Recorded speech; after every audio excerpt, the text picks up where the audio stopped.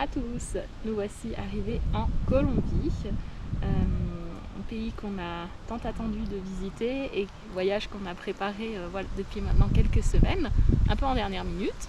Donc on est en octobre 2022, saison des pluies donc sur la Colombie, mais pour le moment on est un petit peu épargné. On alterne plus entre le soleil et les nuages. Et donc aujourd'hui, première excursion à la vallée de Cocora, près de Salento. On vous montre un petit peu ce que ça donne. On marche, on transpire, il n'y a pas trop de monde, c'est plutôt agréable au niveau température aussi. Et un petit point sécurité parce que tout le monde a un petit peu ça en coin de la tête. Et ben c'est partout pareil, je veux dire, il n'y a aucun risque. Les Colombiens sont super accueillants.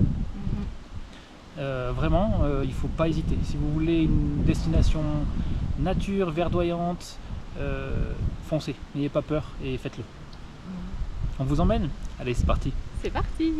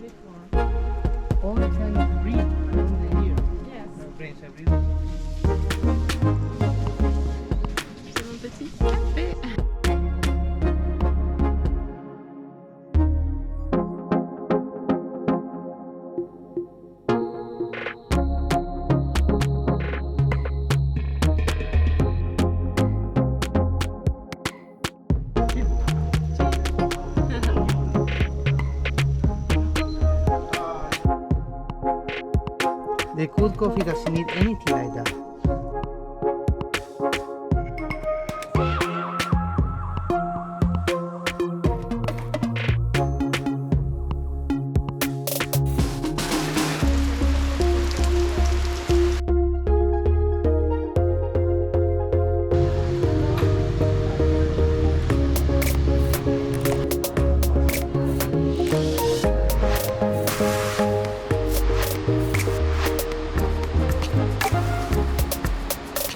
Hola a todos.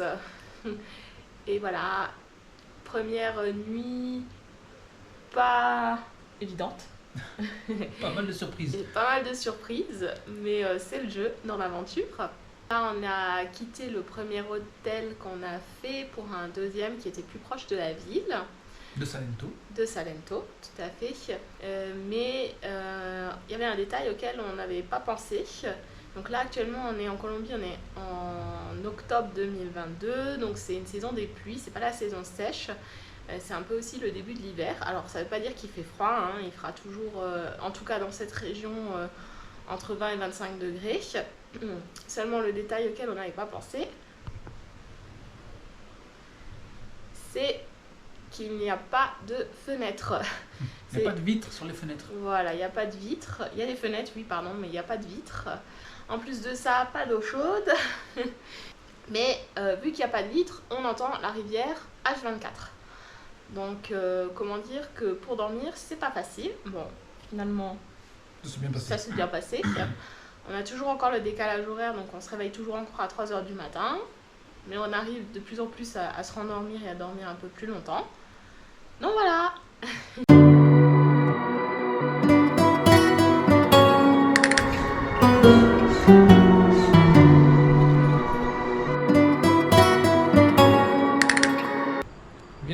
première partie du voyage, on a passé donc quelques jours autour de Salento.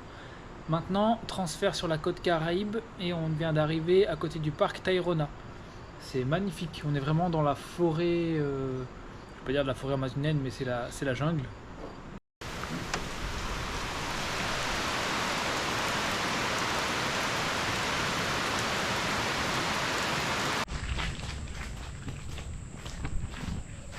Aujourd'hui on avait prévu la visite du parc Tayrona, on est à l'hôtel qui est juste en fait à l'entrée du parc, sauf que c'est la saison des pluies et du coup on s'est réveillé tôt exprès pour pouvoir profiter de la journée et il pleuvait sans cesse, souvent il pleut le soir et là il s'est mis à pleuvoir dès le matin. Donc on a changé nos plans, on ira demain, même s'il pleut, tant pis, on sait que c'est la saison. Direction Costeño Beach, on se la fait en mode aventurier, on prend pas le taxi, on va essayer d'attraper le bus.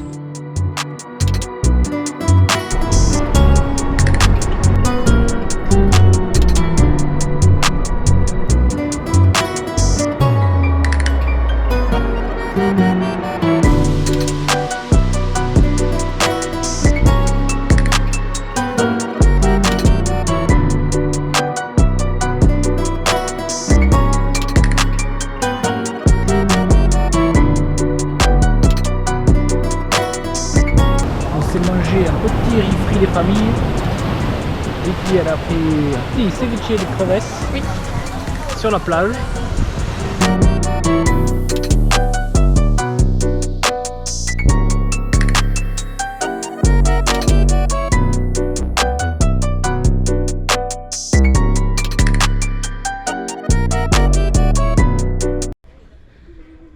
Alors aujourd'hui, découverte du parc Tayrona.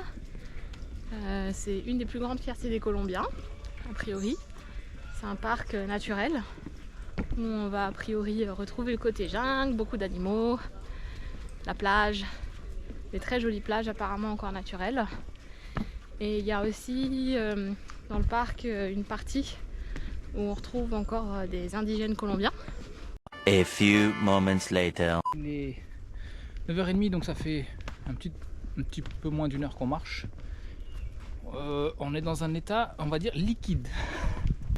C'est des passages comme ça qui sont bien balisés dans la forêt, mais du coup on se retrouve tous les uns derrière les autres à marcher tous en même temps et tous dans la même direction.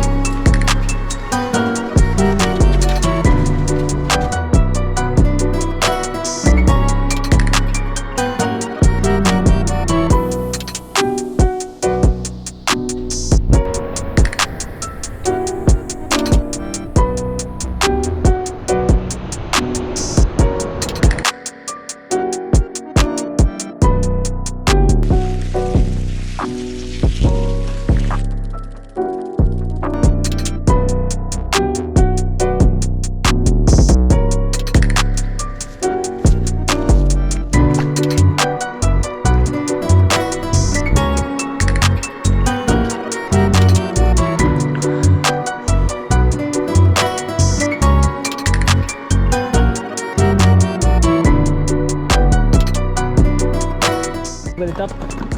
Salut, salut. Troisième étape du périple Colombie. On est arrivé à Palomino. Palomino, c'est un petit village le long de la route principale. En fait, c'est le plus loin où on va aller en Colombie. C'est un petit village. Alors, c'est marqué petit village de surfeurs. Effectivement, il y a accès à la mer. Nous, on dort près de la mer. Mais c'est assez typique, sympa. Ça devient touristique, mais c'est assez sympa. Et puis là on fait tranquille, on est allé s'acheter un petit peu de quoi grignoter, on va se poser à l'hôtel, il y a la piscine, la plage. On va profiter et prendre le temps.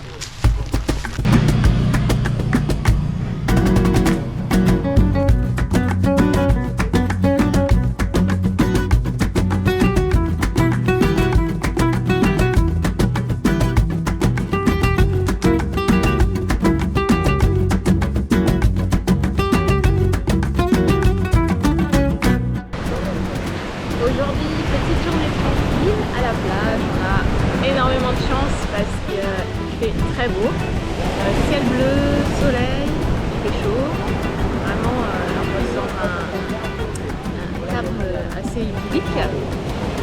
n'y a pas beaucoup de monde. À la base, on avait prévu de faire un petit peu d'une autre activité qui s'appelle le tubing, de descendre la rivière de Palomino en bouée pour voir Palomino de la rivière. Seulement, on en a décidé autrement parce que moi, je me suis fait manger par des insectes. J'ai plein de boutons sur les jambes et on m'a fortement déconseillé de faire ça si je ne voulais pas attraper une petite bactérie.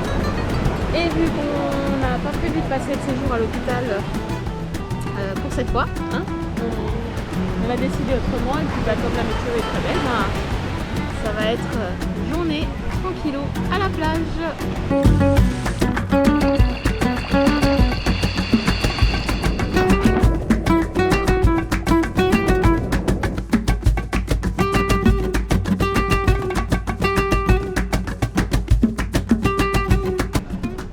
Aujourd'hui est encore un jour de voyage. On quitte Palomino et direction Carthagène des Indes. Donc cette fois-ci on passe d'un petit village de surfeurs à la ville. One eternity later. Faisons un point sur la situation. Il est 19h41, on a pris le bus au départ de... je sais même plus comment ça s'appelle, tellement c'est loin. Alors Palomino, c'est un petit village au bord de la route, c'est génial. On était, notre hôtel, au bord de la plage. 900 mètres de pur 4x4. Il a fallu remonter ces 900 mètres et aller jusqu'à Mingueo où on a pris le bus. Donc le bus, c'est très bien, on a pris un bus direct pour aller de Mingueo jusqu'à Carthagène. Durée annoncée du voyage, 4h30. Durée du voyage réel, 8 heures. Les gars, ils roulent comme des malades en bus, mais au moins le bus est direct. On vient d'arriver à Carthagène, il est 19h42, on est rincé. Mais si vous cherchez comment aller de Palomino à Carthagène, eh ben, il faut prendre le bus de Mingueo jusqu'à Carthagène. Je vais me bouger.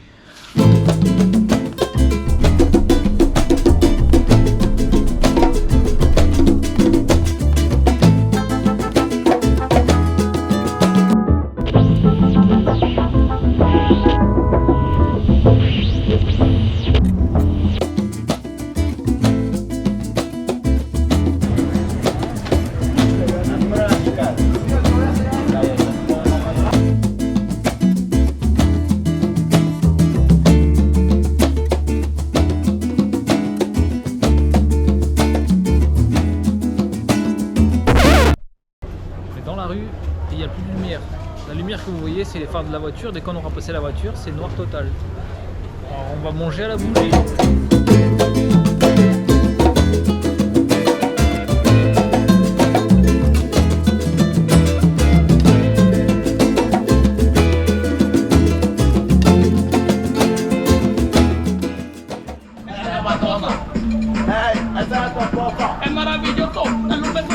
C'est pour la patrona.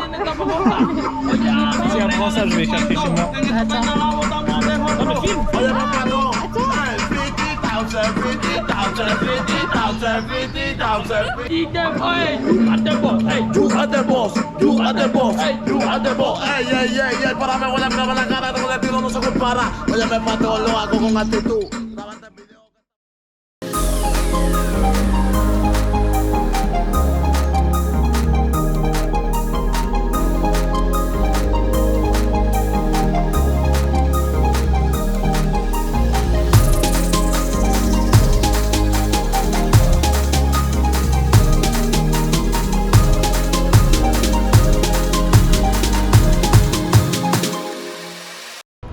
Coloniale. Là on a fait une petite balade fin de matinée, on se cherche un petit coin pour manger, c'est très joli, mais il fait super chaud. Ressenti hammam. Voilà. Ressenti hammam, c'est pas mal ça.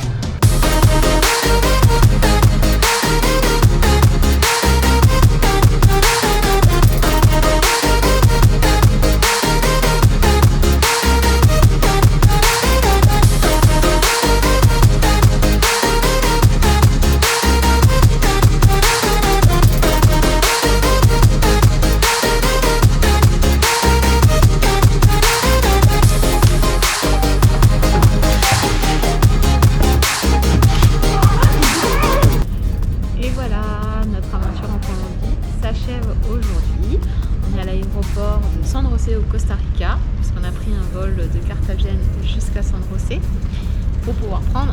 Rosset, Zurich direct.